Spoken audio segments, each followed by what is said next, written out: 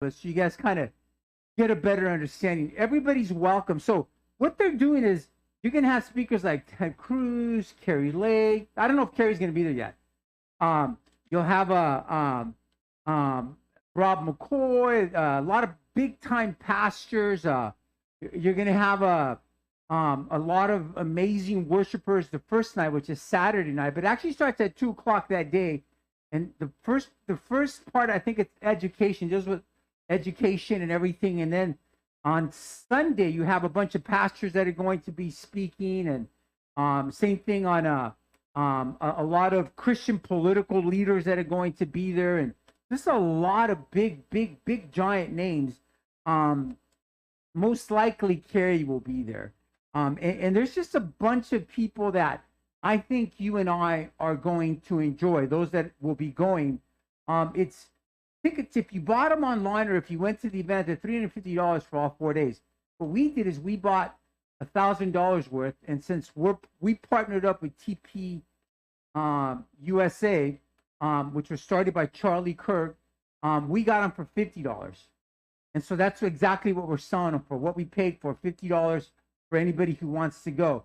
My wife and I, my kids, we're staying. We already rented a little home we're going to stay in. It's a 2-bedroom, and with a yard, because my wife considers our dog family.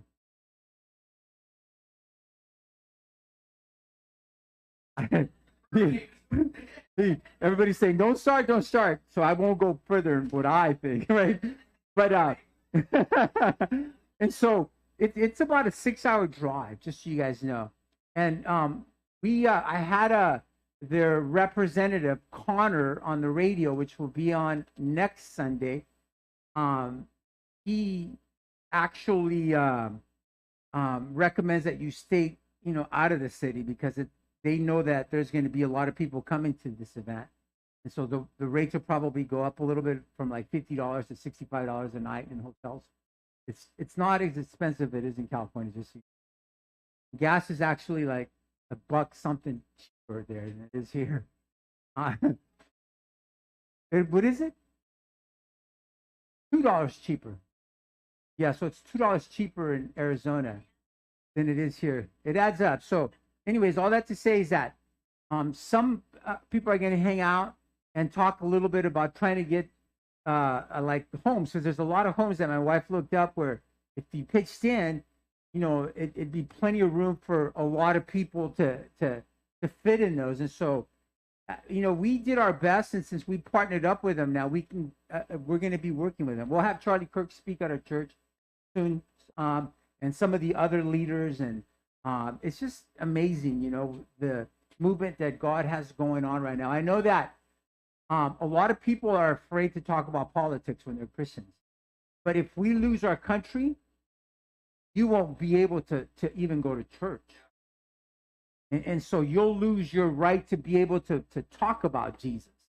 And so we're living in such a time as that. And this kind of message deals with that kind of stuff that's going on around the world. And I'll catch you up.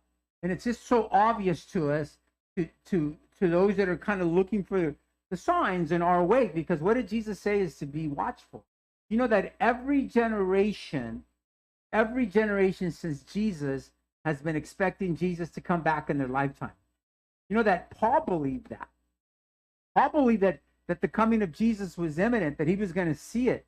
And the Thessalonians actually had thought they missed the rapture. So Paul had to kind of re-educate them, and it won't happen until the Son of Man is revealed. So that's the last big thing that's going to happen, but it won't be revealed to the church. We'll see images of that, and we'll talk a little bit about that today. But this event's going to be pretty awesome. So see my wife afterwards if you want to get involved, and if you want to make kind of arrangements to be able to stay in a house and stuff. We want to work it out with everybody else, because we can rent them out there, and it'll be fun. It'll be really amazing. Again, remember that this country was ripped out of the pages of the Bible. Our Constitution was written by godly men who believed in this new nation. In this new nation, you know that the Republican again, I don't want to get political on you, but the Republican um, um, Party started. You know why the Republicans started? And when you read deep into it, it's to specifically abolish slavery. You guys know where the KK came from, right? The Democrat Party. I mean, I can go on, but that's, again, we're not here to do that today. When you have a right to vote, vote. It's your God-given privilege to vote. Because one day you're going to wish that you had voted, and it's just going to be too late, because we're in this shape now because Christians aren't showing up. And we should be involved like crazy. You know, this is well, anyway.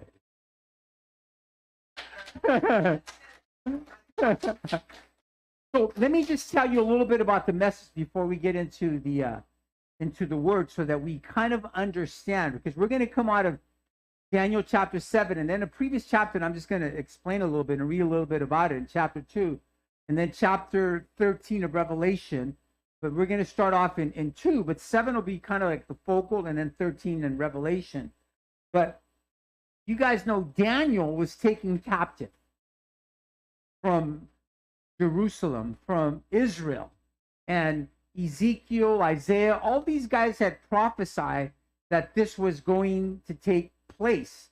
Habakkuk, a bunch of people had prophesied that this was going to happen, because Israel basically had turned their face on God and decided they could do things without him, and they could do it better without him.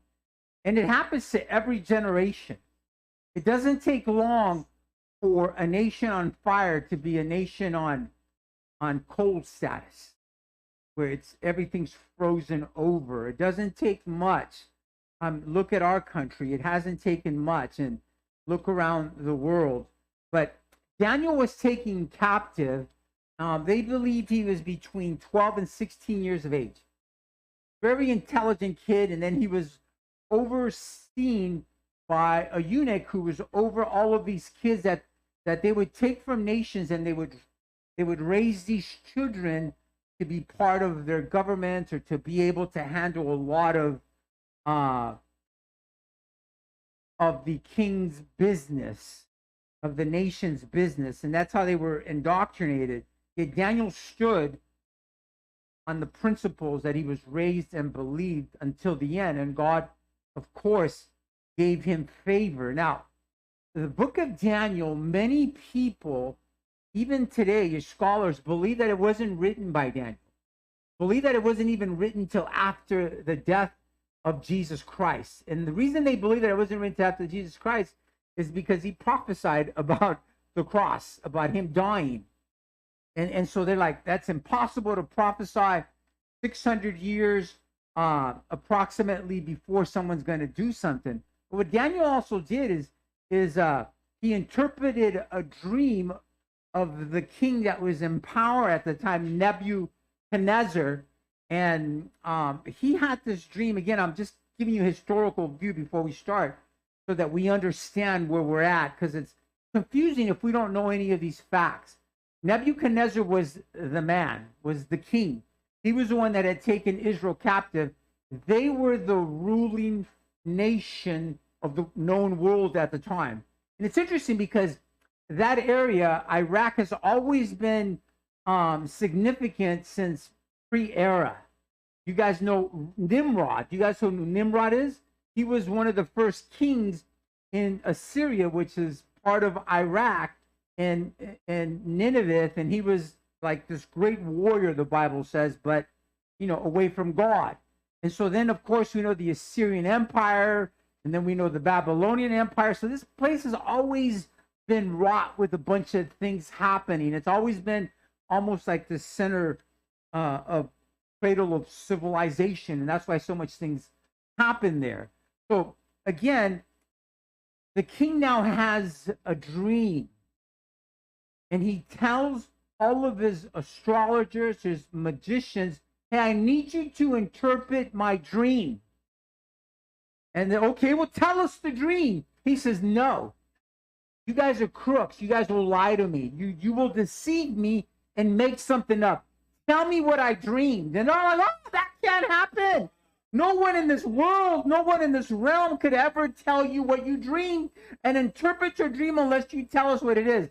He says, you know what? I'm just going to kill all of you. And there was a death sentence given to all of them. It got to Daniel by the eunuch that oversaw him. And this is where we're going to begin in Daniel 2 to understand Daniel chapter 7. You guys ready to pray? Okay. Lord, we just thank you for your goodness, and we would pray that you would reveal what we need to learn today, Father, and that we may be able to take that with us, God, and be able to share with others how amazing and how good you are. We pray this in Jesus' name, and we all say, amen. So let's start a little bit with Daniel chapter 2 so that we can understand Daniel chapter 7. And we're going to get a little historical, because guess what I did today? Today I brought the first complete English Bible that we ever had, which is a 1599 Geneva Bible, written in English. So I brought it because when this was written, the guy actually gave us footnotes, which is pretty amazing. He actually wrote the first English New Testament in 1524, which is almost 500 years ago. Isn't that crazy when you think of time? Almost 500 years ago, because all they had at that point was the Greek, the Aramaic, and the Latin, and they thought that to translate it into the English language would be vulgar, that it wouldn't give it the proper interpretation. These were the ruling religious leaders, which were under the guise or the aegis of the Catholic Church. We're not here to talk about any religions, bang on anybody. We're not. We're here to keep it real, okay? And so they didn't allow William Tyndale is actually the author, and then there was some revisions in between his English, because then he got executed in 1534, I believe, or instead of saying church on some of his translations, he put assembly, which that's what it really meant, was assembly, the assembly. And there are areas where it does actually point where it says church, but its general meaning of the church means assembly. So they were just fed up with him, and they killed him. He was a martyr. He was one of the early reformers. But here now is Daniel's interpretation of a dream that this king had that no one could interpret. In 2:28 it says this. It says, but there is a God in heaven that revealeth secrets, and maketh known to King Nebuchadnezzar what shall be in the latter days, thy dream and visions of thy head upon thy bed are thee. Then he goes on to tell him what he dreamed. And then 35 says this. Then there was iron, the clay of the brass, and the silver and the gold broken in pieces together became like shaft of the summer threshing floors. But before that, in 34, it tells you what happened. This is the last part of the dream. Thou sawest till a stone was cut, in 234, out without hands, which smote the image upon his feet that were of iron and clay, and break them in pieces. He had a dream, Nebuchadnezzar, and it blew him away because it was a big statue with a head of gold and toes that would mix with iron and clay and arms of silver, the hip down here with brass and iron. So here's how he interprets this. I don't want to bore you with this because I want to get down to chapter 7, but we need to see this dream and see what happened. This is a dream, verse 36. This is a dream, and we will tell the interpretation thereof before the king. He gives them the interpretation. Thou, O king, art a king of kings, for the God of heaven hath given thee a kingdom, power, and strength, and glory. Surely God gave him this, even though he was not a believer, but God used him because the people of Israel had rebelled, and the prophets Isaiah, Ezekiel, and some of the minor prophets began to prophesy. Amos, famous Amos, you're going to be taken into captivity, because they had been rebellious, and for 70 years, and he used this king to bring judgment on his own people. So can God use the ungodly to bring judgment to his church? Of course he can, right? So here's how we go. Then it continues. He says, 38 says this, 2:38. And wheresoever the children of men dwell, the beasts of the field and the fowls of the heaven hath given, he giveth unto thy hand, and hath made thee ruler over them all. Thou art the head of gold. You're the head of gold. In this image, in this dream that you dream, you are the head of gold. Now, I just want you to remember that. Gold, because and the reason because of that, because they were so glorious. This, up until now, this had become the most powerful kingdom on planet Earth. Ever to be in Iran, this area where great kingdoms that rule the world had developed. But now he's the head of gold. He's the ultimate kingdom at that point. And after these shall arise another kingdom inferior to thee, and then another third kingdom of brass, which shall bear rule over the earth. And the fourth kingdom shall be strong as iron, for as much as iron breaketh in pieces and subdueth all things, and as iron that breaketh all these shall it break into pieces and bruise. And whereas thou sawest the feet and the toes, part of the potter's clay and part of the iron, the kingdom shall be divided, but there shall be in it of the strength of iron, for as much as thou sawest the iron mixed with miry clay.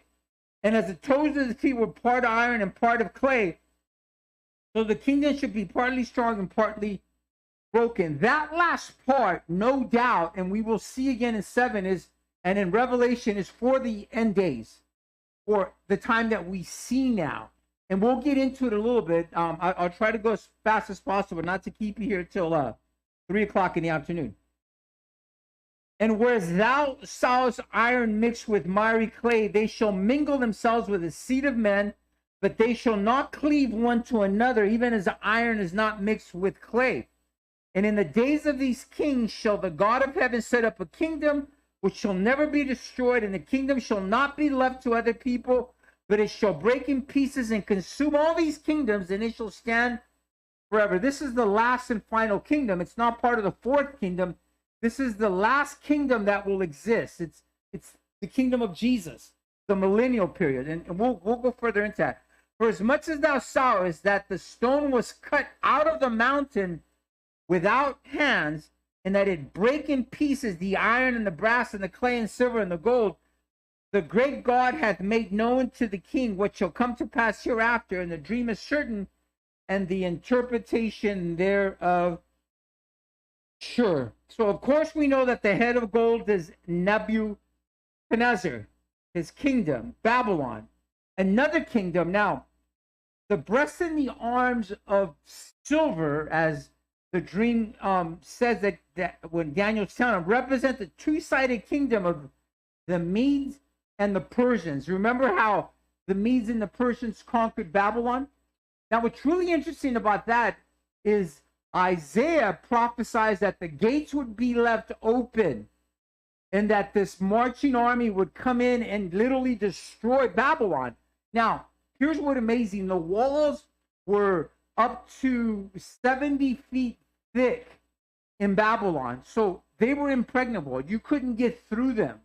It was impossible for the gates to be left open. And, okay, come on in, guys. Come on in, come on in, come on. Well, let's get them.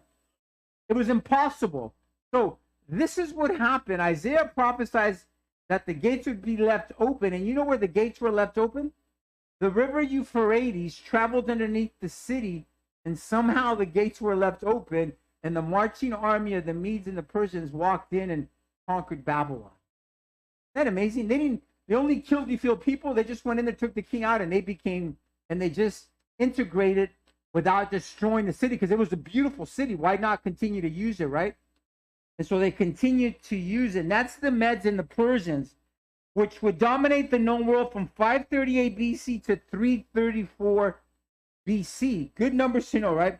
Then it was conquered by Alexander the Great, and now the kingdom of brass. This is the Alexander the Great. Was the Great Persian Empire, which continued until it was defeated by who else? The Roman Empire under Augustus. Now, the kingdom of Rome actually started in 125 and 129 BC, but they didn't really become the hit or the ruling world until 31 BC by Augustus. These are Augustus. So it's amazing when you look at all of this. Now, here's what is amazing. The fourth world kingdom right here that he saw, stronger than any before it and longer in duration and dominated the world, was none other than the Romans. The Romans, they existed from where they were the world power from 31 BC to 476 AD. No other kingdom had ever lasted that long. Now, what's really amazing about this whole thing, that eventually it was divided into two kingdoms, the western and the eastern branches of the Roman Empire, which really signify the legs of the image, and that really didn't fall completely until 1453 AD.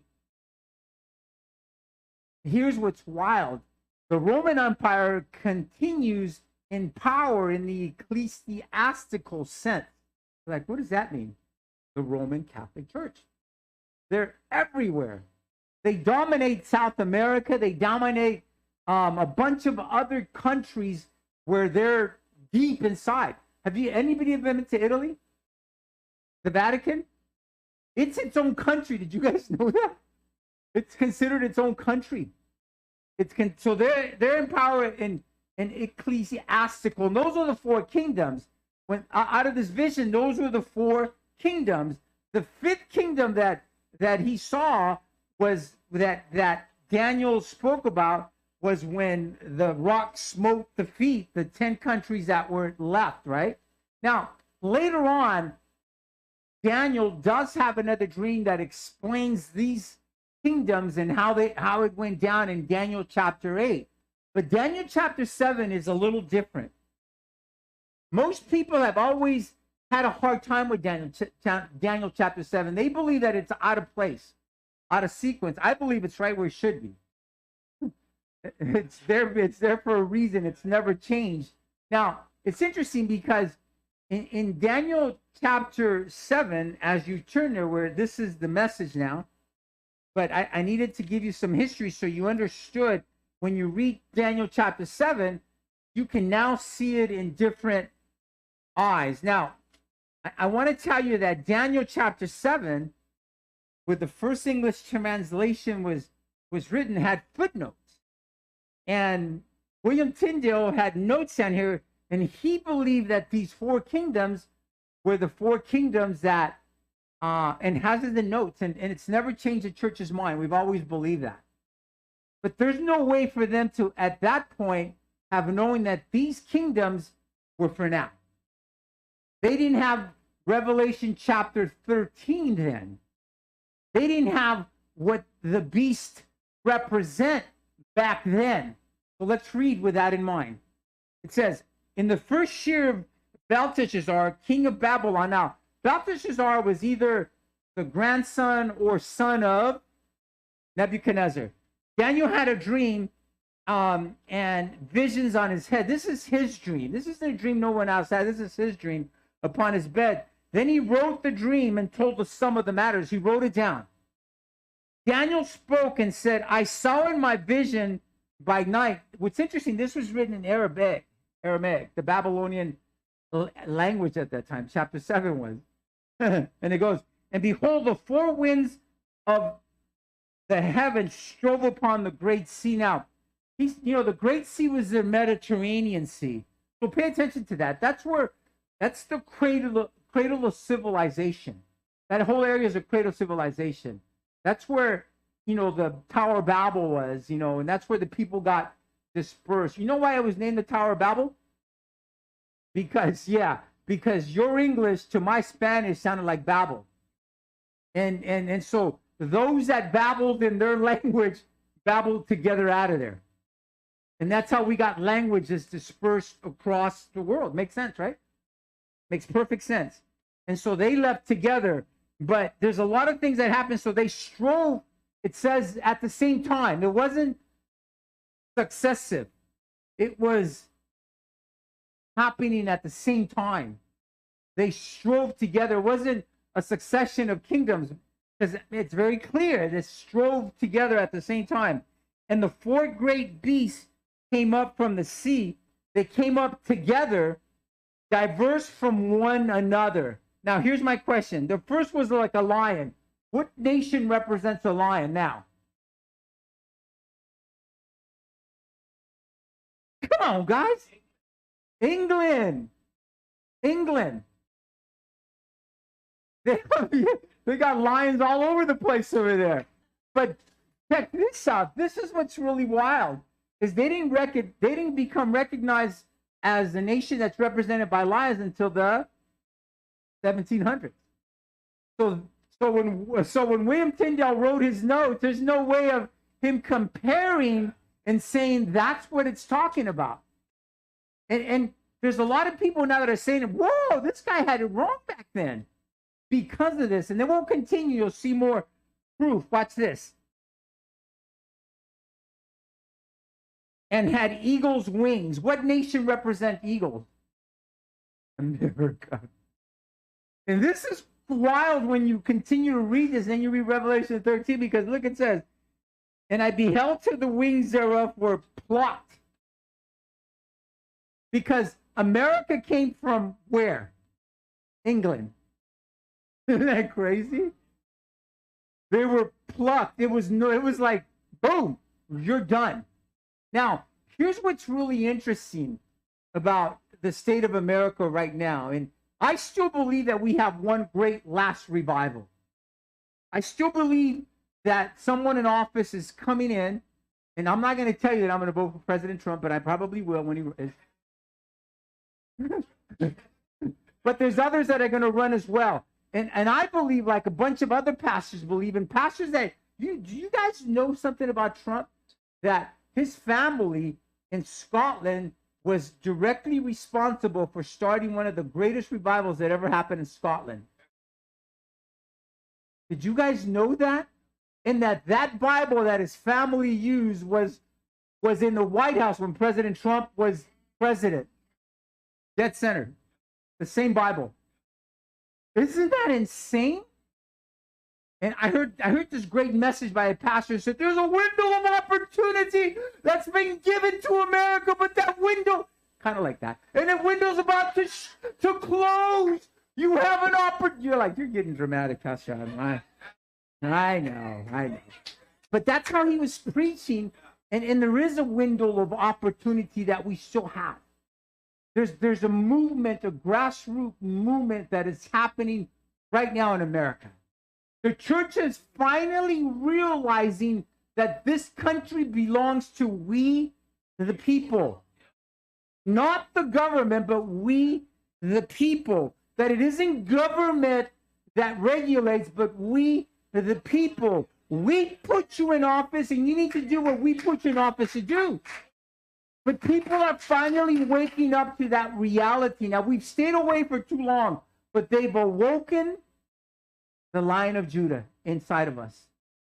And it's roaring. But check this out. As we continue, it says this. I beheld the wings thereof were plucked, and it was lifted up from the earth and made to stand upon the feet as a man, and a man's heart was given to it.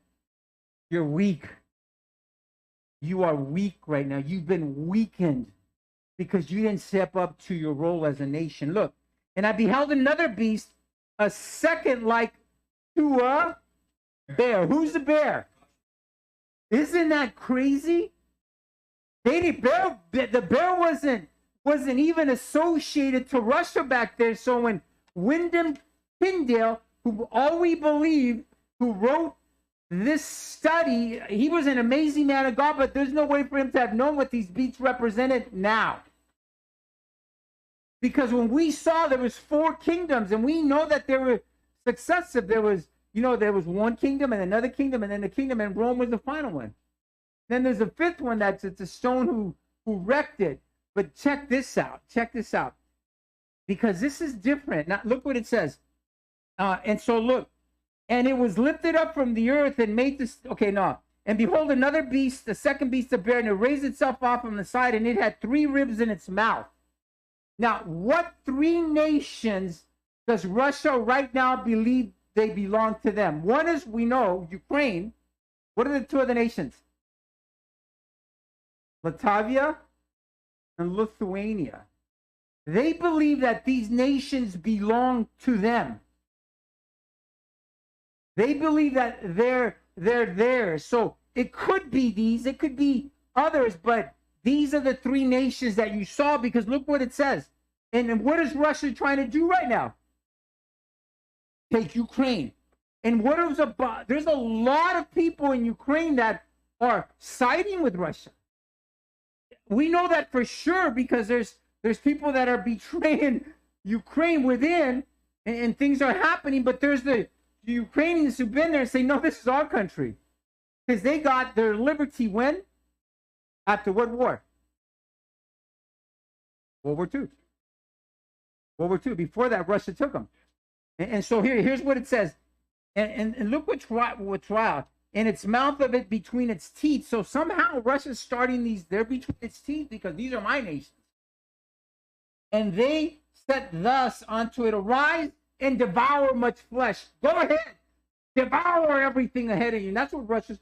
Did you guys know that Russia at one point in history owned more than half of the world?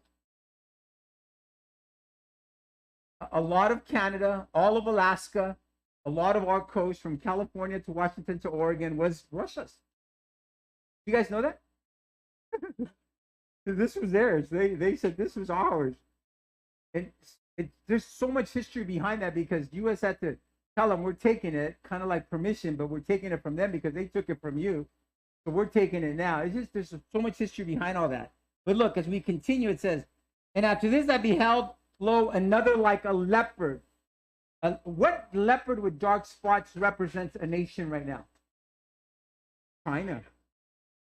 China and all the Middle Eastern nations are represented by the leopard. Isn't it weird?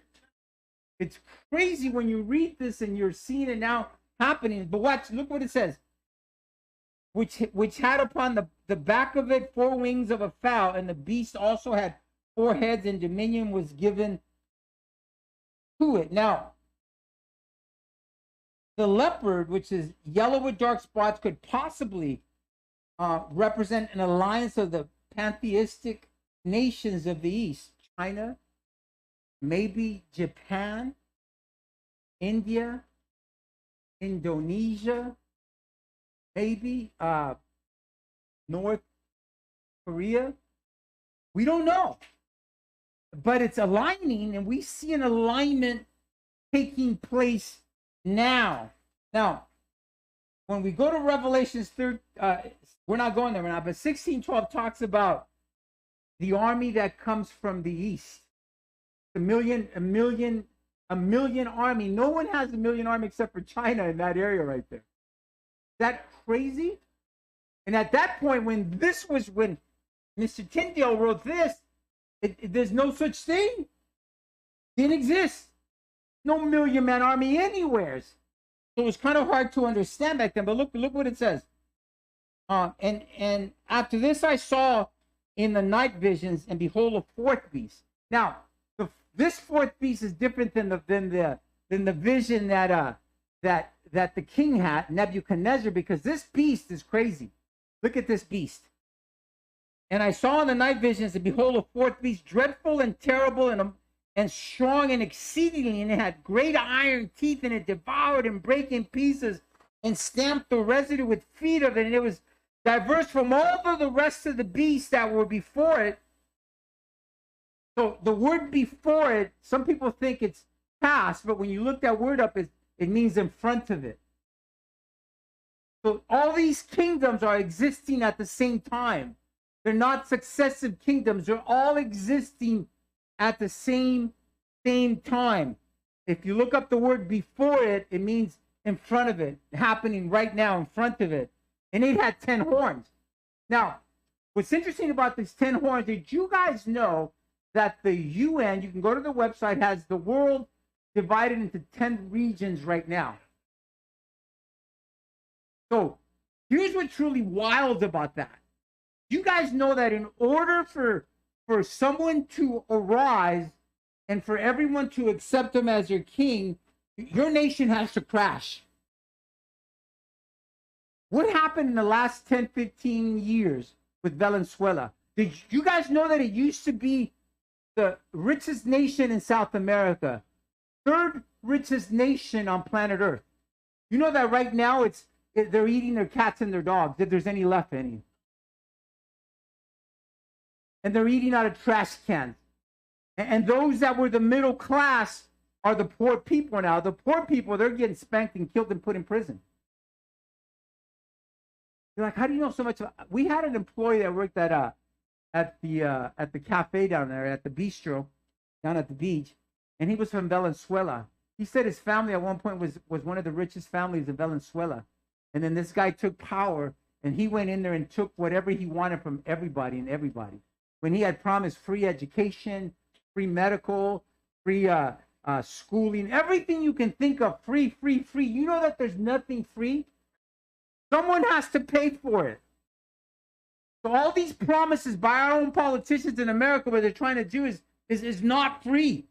You know that all the people coming across the border, it's not free for you and I. You know that. I feel for a lot of these folks, but you know that now it's mostly criminals coming across. You know that they've caught 100 of the top terrorists that were on this big giant list coming across the border. Terrorists. And wait, here's the kicker. They're not just coming from Mexico. It's very few coming from Mexico now. They're coming from China, from Russia, from the Middle East, from Cuba. It's a pass. It's a pass. It's on purpose. So check this out. What just happened in Brazil?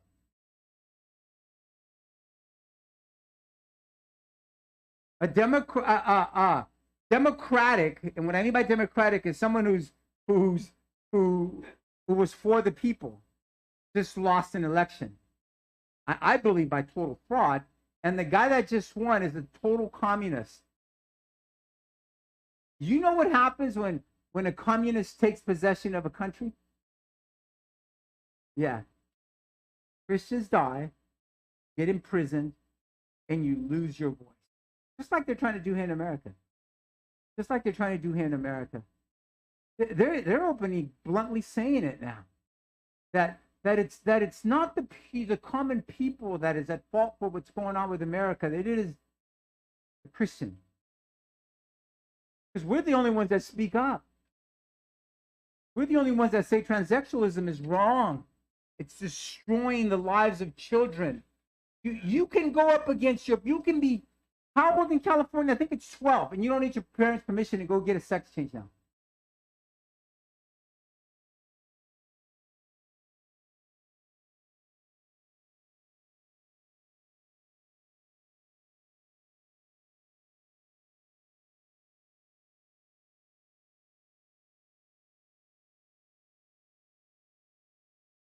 Yeah, I know. Pound was arrested and him taken and get his operation for free. We're in a mess, but we're in a mess. But check this out as we can. Well, we already went a few minutes over. Let me go fast now. So this last beast is crazy, diverse from all the beasts that were taken before it.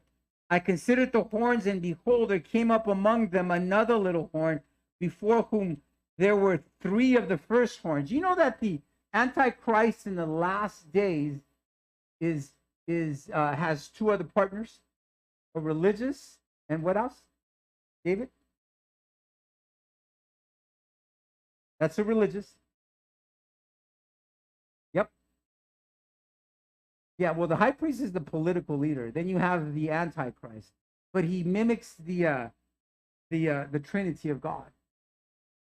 He mimics the Trinity of God. You have a religious leader that brings all religions together, and so he then goes on and he sees God on the throne. I'm going to go fast now so I can finish this. He sees God on the throne, but he goes back and he talks about the fourth beast from 23 to 28. And there's no doubt that he's speaking about the Antichrist.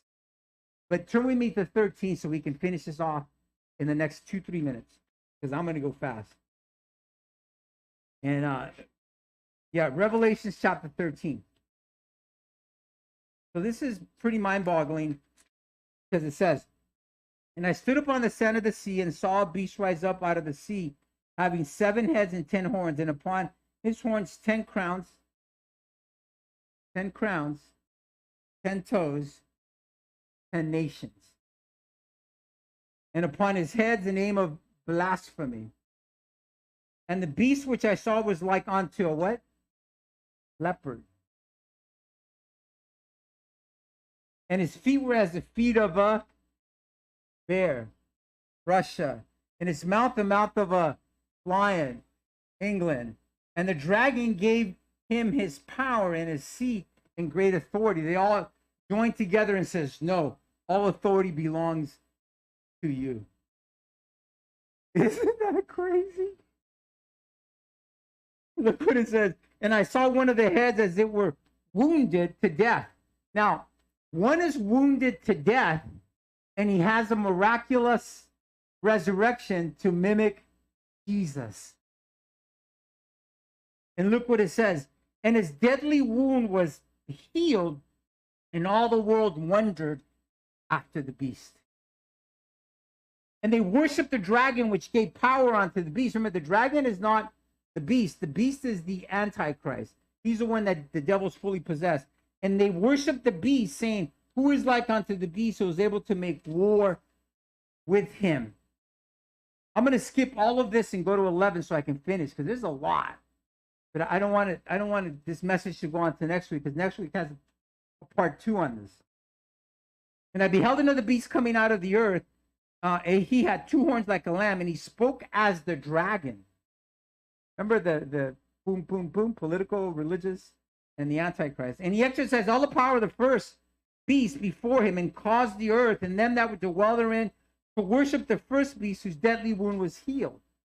Miraculously resurrected. And it's crazy what happens during this time. "And he doth great wonders to make fire come down from heaven on earth in the sight of men." Remember who did that? Elijah. Boom, fire. You're going to say, "Oh, this guy, oh, he's God." But look what it says. "And deceive them that dwell on the earth by the means of these miracles which he had power to do in the sight of the beast, saying to them that dwell on the earth that they should make an image of the beast, which had the wound upon his sword and did live," the resurrected Messiah, the beast. "And he had power to give life unto the image of the beast." That's not far-fetched. Now, you guys know there's robots that look totally human, right? And you can have conversations with them. So this is not far-fetched now. This is becoming a reality now. And it says, "And causing as many as would not worship the image of the beast should" what? "Should be killed. And he caused all both small and great, rich and poor, free and bond, to receive a mark in the right hand or in their foreheads, and so that no man might buy or sell except he that hath the mark or the name of the beast in the number of his name. Here's wisdom. Let him that hath understanding count the number of the beast, for it is the number of man, and his number is 666. Here's what's crazy. I'm going to end with this. You guys know that now the vaccine isn't the mark of the beast. So if you got it, it's not the mark of the beast. I'm not saying that. They deceive the world, because all kinds of stuff happening with that now. But that's not the mark of the beast. But how easy was it to convince someone to get that mark? Or you couldn't go see a loved one, you couldn't buy or sell, you couldn't go to a football game. For a little bit, you couldn't go to no pro game without being fully vaccinated. And they lied to us. But it was a forerunner to see how people would go for it and eventually get a mark where you couldn't buy or sell. It's perfect. I believe that the Antichrist is alive now. Every generation has believed that, but we've never been in a point in history like we are now. The last four nations has been described by Daniel, and we see it in Revelation as well. They give power to the beast. Here's what's crazy. You guys know right now America and all the banks are the 10, 14 days they're doing an experiment to go cashless. So one of your banks, main banks, you won't be able to get money out for a little bit, pretty soon. Oh yeah, it's crazy.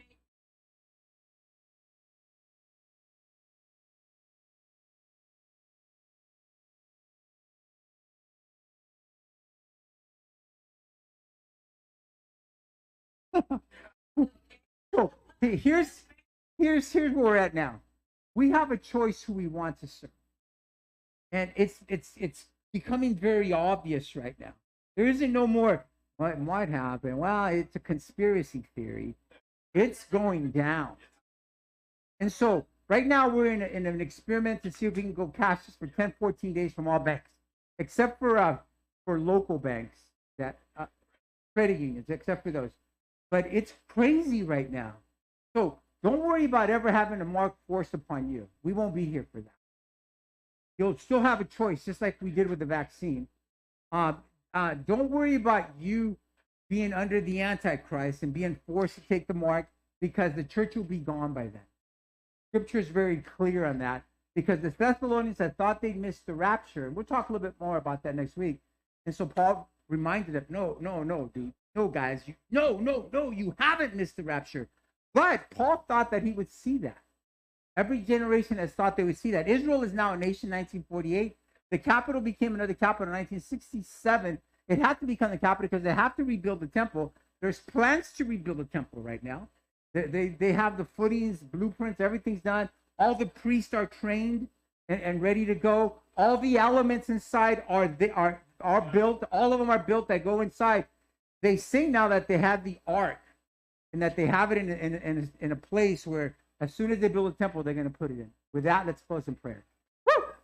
Heavenly Father, we thank you for your goodness, God. And there was a lot to soak in, God, and there's so much more within this message. We don't have the time, Lord, but I pray that